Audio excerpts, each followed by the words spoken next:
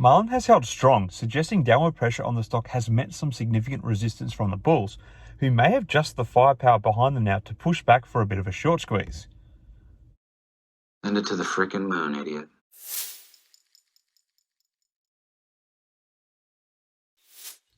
Hi again, everyone. Hope you're all doing well. So, Mullen Automotive, ticker symbol MULN, seems to be playing out how we have been speculating it would on here post the reverse stock split.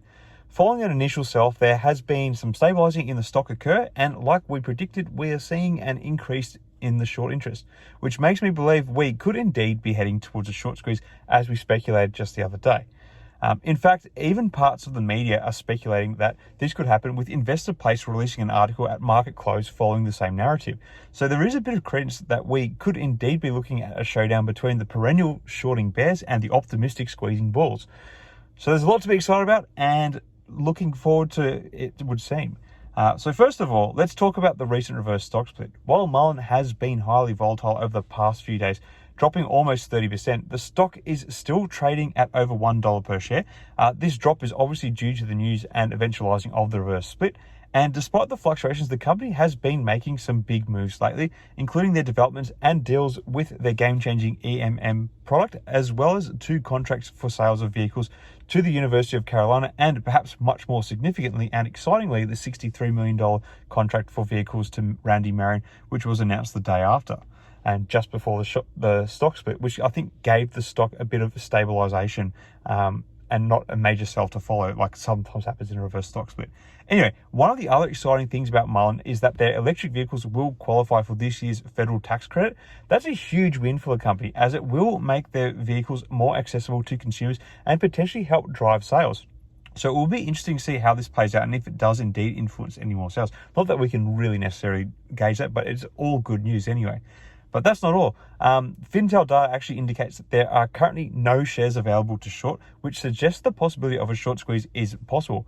Now, I know that Fintel's dataset has some limitations and there is some delays in the dataset, which has been affected by the reverse stock split, but even so, the lack of available shares is a promising sign for the company. At present, the short interest is sitting around 11%, which is considered technically high statistically speaking, but there's still a low borrow fee. So other than the unavailability of shares to short, the fundamentals behind any such play are on the cooler side.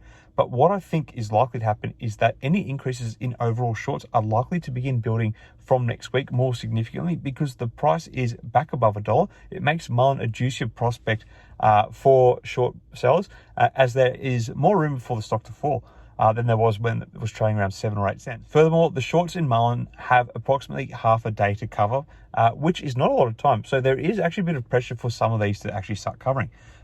This means that if there is a short squeeze, there could be a lot of buying pressure on the stock early in the week, which could drive up the price even further. Damn, Daniel! So it can kind of play out 2 ways, it seems, come Monday. Or it might just end up being flat. We never really know with this stuff.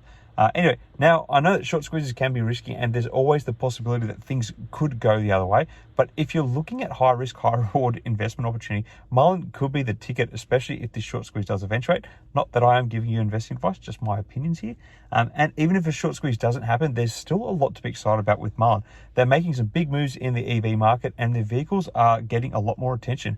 If you believe in the future of electric vehicles, this could be a great stock to invest in. So in conclusion, while Mullen Automotive has been volatile over the past few days, there's a lot to be positive about. The company's electric vehicles will qualify for this year's federal tax credit. There are currently no shares available to short, and there's a chance that a short squeeze could happen as early as next week. If you're willing to take on some risk, Mullen could be a great investment opportunity. Again, not that I'm giving you guys investing advice. Anyway, where are your thoughts on Mullen right now? Are you expecting a short squeeze to potentially start occurring soon, or are you more in the stock for the longer term prospects of the company? Let me know your thoughts in the comments below. Till next time, everyone, may the markets trade in your favor. Cheers.